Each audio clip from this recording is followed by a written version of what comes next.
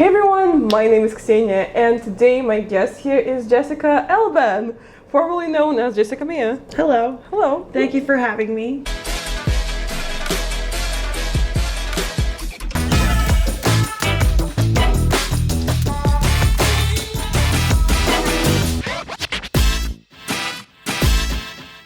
I was kind of telling Jessica off screen that like I do have to start with a generic question because that's what everyone talks about. That's what was peculiar about you in a way. But I agreed to it because I like her. She's a great person, great YouTube channel and stuff. So I just want to say thanks for having me and like all the success for everybody. Good vibes. Now on to your silly question. Now on to the stupid question.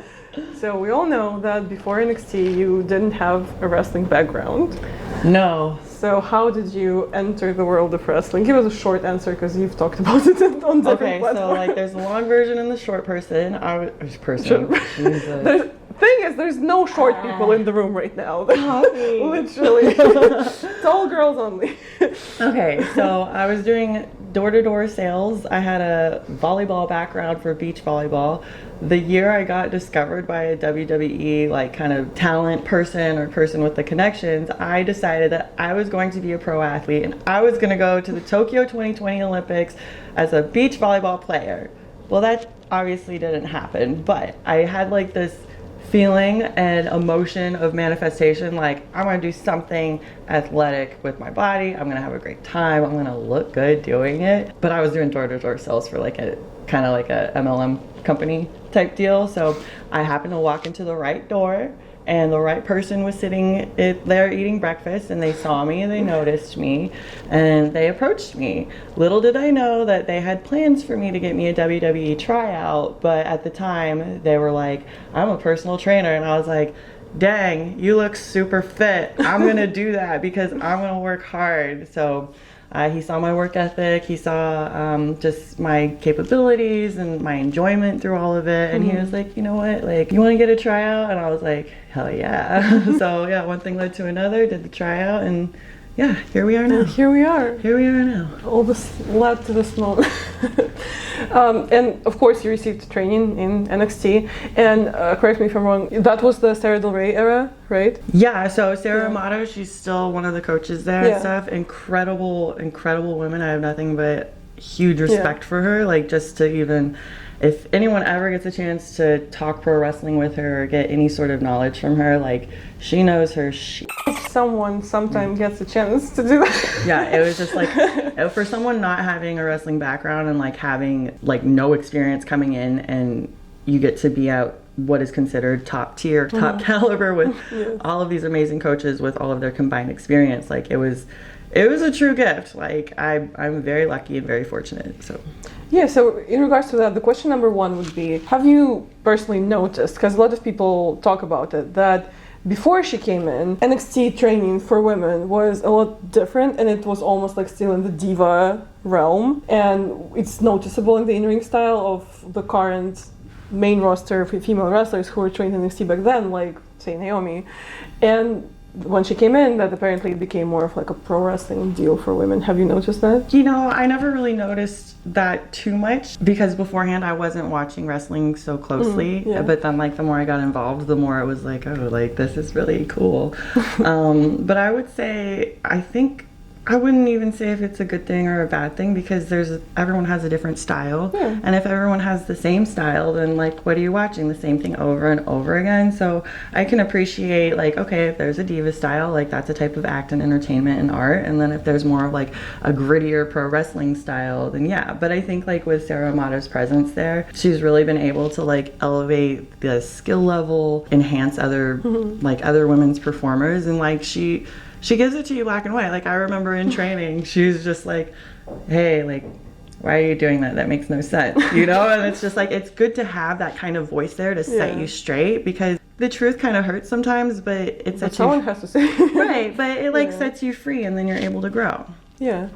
And another question in that regard would be, so now that you're on your indies journey, now you're discovering wrestling in a different way, I would say, right? Oh yeah, it's so different. With NXT training that you got, Is it working for you? Is it enough? Or are there like blind spots that you now have to cover? Yo, like anytime that you are in a new environment, like you're gonna learn. There are gonna be blind spots. So like the thing about having a WWE background going into the independent scene and NXT training is that you know how to work safely. Like that was something that was the most important thing. So right, and like you learn how to study people and stuff, and like how they move, so you can protect them and you could protect yourself. So like I'm really grateful to have that. And if I'm with somebody and it's just like, maybe try doing it this way, but if they have a different style too, like I gotta respect that and work around it too, because the goal is put on a kick-ass performance, beat each other up, like fill the seats, and like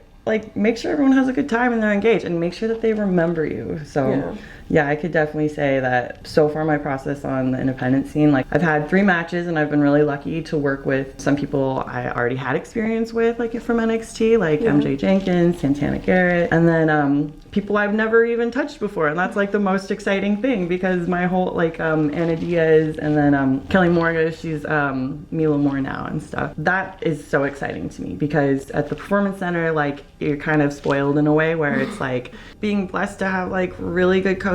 Like I was with Norman Smiley, Robbie Brookside, Terry Taylor was always dropping knowledge on psychology, and like the bottom line is like tell a good story, make people uncomfortable with your conflict. And that's why right now, like I feel universally, if you go to any platform, the bad guy is so important, because they're the ones that like create the struggle, or like you need the reaction and stuff. And that's what acting is like. It's just like, well, this happened, what are you gonna do, how are you gonna react? And it's so different from person to person, right? Like you're not gonna say like the same sentence to someone who just insulted you, right, to like another person who says hi, you know. It's just like everyone's cadence. So it's like it's literally human interaction and behavior, and it's so simple when you put it that way. Like when it was told to me in that sense, I was just like, oh, so it's not like move like, you know, before you know it, you're just like watching motion and you don't know why, right? So tell good stories. Another thing is that like that's what makes it relatable, because we all have conflicts in real life, and you're dissecting it as a viewer without even noticing, in a way that's like, oh yeah, I can get behind this person because I would have reacted like that too, in a way, right? Yeah, and what I like about me and my stuff right now is like the coolest part about me, Jessica ELABAN, and my stuff and presentation with getting in the ring and wrestling is that, well, I'm not relatable. People are not on my level. Just try. I'll have fun watching you. It's cute. You can maybe get kind of close, but not really. So with NXT, sorry, we're reverting back to NXT. I'm gonna stop talking about NXT in a couple of questions, but we have to get through this together. So one of the like criticisms that people have about NXT is that it almost feels like there's no long-term plan, and plans change so much. It's almost like, oh, this week we're doing this. Oh no, never mind. Next week we're doing that. And as a very like green wrestler who didn't have TV experience or like any experience with storylines before that, was it very hard to navigate with your like gimmick changes? Because we've witnessed quite some different presentations for you. It was like, let's try this, let's try that, you know, and like a common saying is like, just throw stuff on the wall and see what sticks, right? And so when I first started like with the Jessi show, like nerdy gimmick, like that was like really authentic. Like that was actually like you guys were getting like the real Jess right there, because I was goofy, I was happy. Like, I mean, I'm still goofy and happy and stuff, but like for my in-ring stuff, having no experience and stuff, like I wasn't gonna play like I'm gonna be a pro wrestler and stuff. Like I was just gonna be like, well, this is what I know how to do. And like it was me, and people seemed to like that. Like little kids were dressing up as me, and I was having such a great time. And I was able to hide behind it, because it's like I sucked at wrestling. I sucked at wrestling when I started, but like just like anything else, like you're not everything where you just started. It's normal. So if I messed up and stuff, I was able to be like, oh, you know. Oh, silly little me. Yeah, my favorite. Okay, so this was like when I really like latched onto that. There was a coconut show, and I think it was in Sebring, Florida.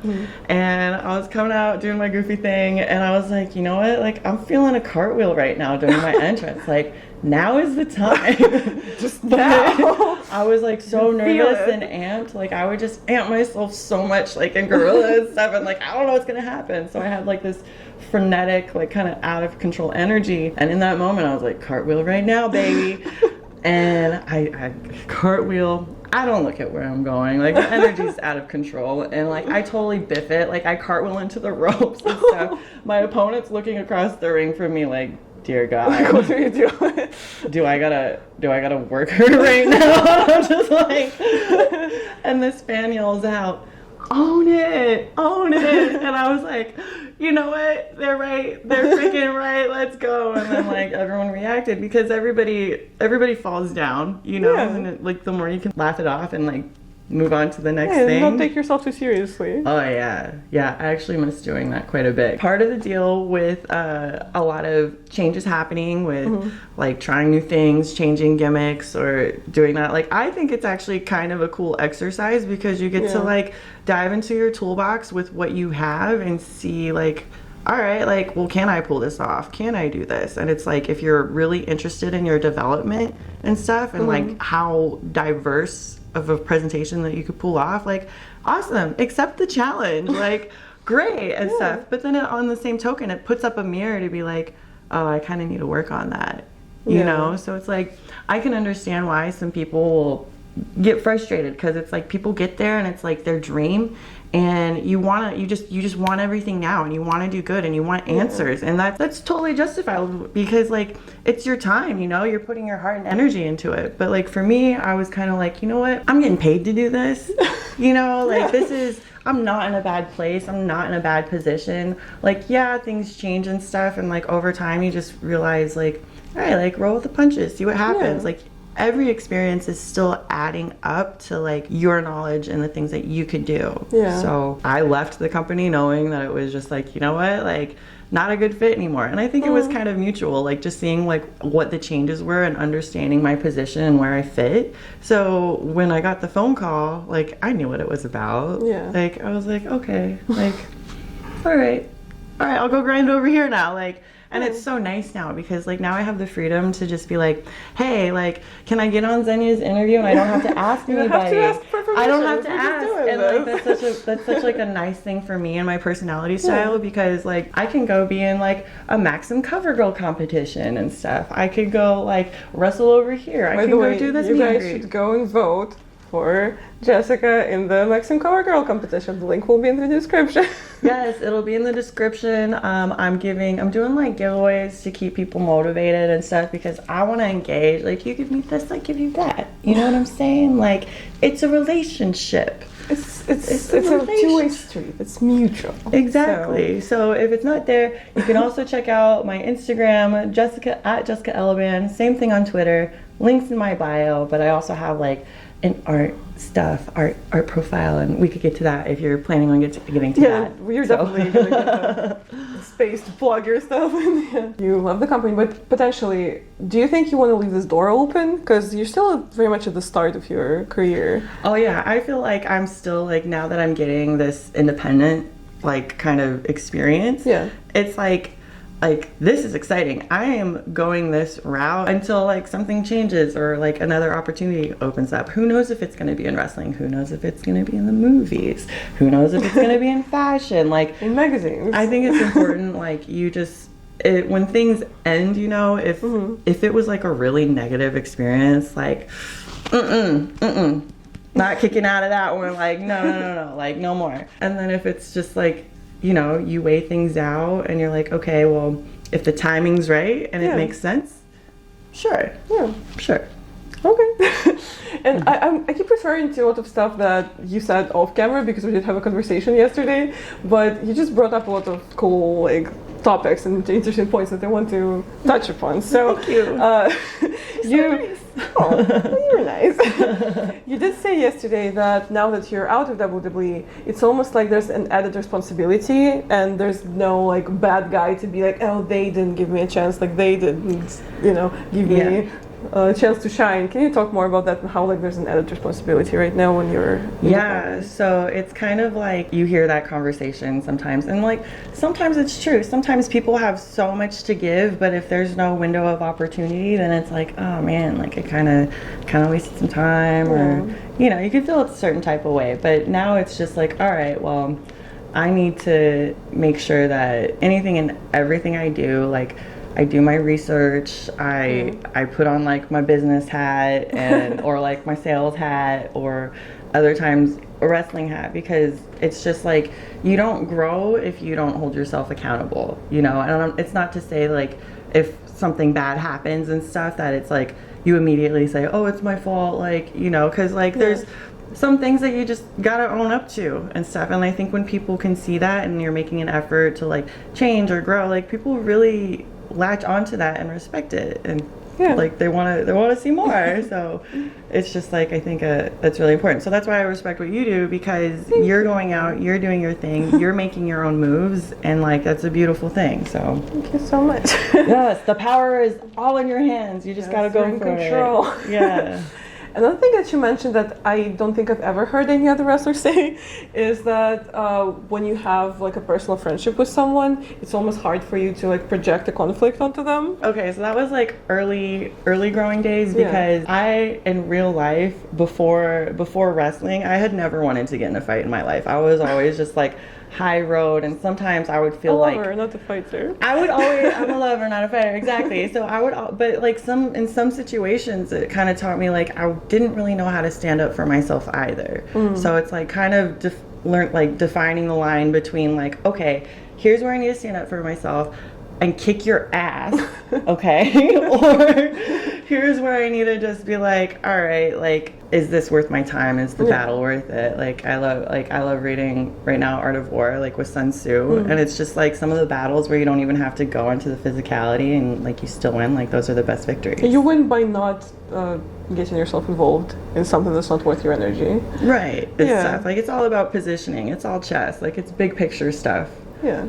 I just found it very amusing because usually, and you said that now you kind of relate to that too, usually wrestlers say that like the more you love a person, the harder you go on them in the match. Yeah, well that was at first. So going back to that, so I remember I had like one of my first matches at the PC, like not televised and stuff, and like I was literally like rewiring my brain and stuff because hitting, and I was like, you guys hired me. You hired me to fight people, essentially. Yeah, I think I'm having like my first match with Dakota Kai and stuff, and like Sarah Rowe, like after the match, she was, because like in the match, like I had to fight back and stuff. Yeah. And like I had no like like hey, what's up? And so like Dakota is just like, hey, hit me, And so like I do it, and then after the match, Sarah Rowe is like, you literally you held up your hand and you were like, this does that? So I was just like, so like that was kind of like a coming out of thing, because it was not natural for me. But the more I learn about the psychology and learning about like put your foot down on things, like you need to have that skill, for like mentally, physically, and fighting. Hopefully no one ever has to get in like a real fight. I was just about to say, it doesn't even necessarily have to be real fighting. It's more your mindset and mental stuff and spiritual stuff. Oh yeah, but now like if I like, it's a conversation before the match, and it's just like, all right, like we can tell this is gonna be good. so then you have more fun that way. So I feel like I grew into that. Yeah, that was a good question. Thank you. I tried. We were talking a lot about the gimmicks and how you were trying out different things in NXT, or were told to try out different things. But now that you're independent, what's your direction with your presentation right now? Like, who is Jessica on the independent wrestling circuit right now? Like, what do you bring? What's the energy? I'm a winner. I'm a champion. Every promotion I go to, I'm going to get a title. Oh, okay. That's all you need to know. I love that. That was great, but not to get a little too serious with it. But the question is, do you feel like now on the indies, with how it's less consistent, how you don't really get the same viewer every week sitting down and looking at you, it's going to be hard to do character work? No, because like I said before, like if I have an online audience, right? I think for people on the independent scene, it's just like identifying what your resources are and utilizing the hell out of it. So like I don't have to wait to be at a promotion to cut a promo on my own profile. Yeah. Like no, you don't have to wait for anything. Like I said, like the power is yours. You know, like my goal to like in wrestling, in the ring, outside of the ring, and other platforms, like I want to inspire and empower people. So if like, hey guys, like you got this, you could do it, like, and I hope like you can feel inspired through watching me. So I feel like there's just no excuse. Yeah, I feel that. And especially with, like you mentioned, with social media, nowadays it's so important for wrestling. But with WWE, we know that they're trying to keep like a very stiff grip on it, on social media for talent. When you were in WWE, did you experience it at all? For me personally, no, but I saw it, and some people will complain about it, but if you think about it, WWE is like a mega billion-dollar company, and they have relationships with these other networks and stuff. So it's kind of like they have to keep their relationship safe, you know, so you kind of do need to watch this, because if things are being broadcast on like national television, and now the way things spread through social media, like you could say one thing in a minute, before you know it, like it's everywhere. So and you can't take it back. Once it's on the internet, it's never going away.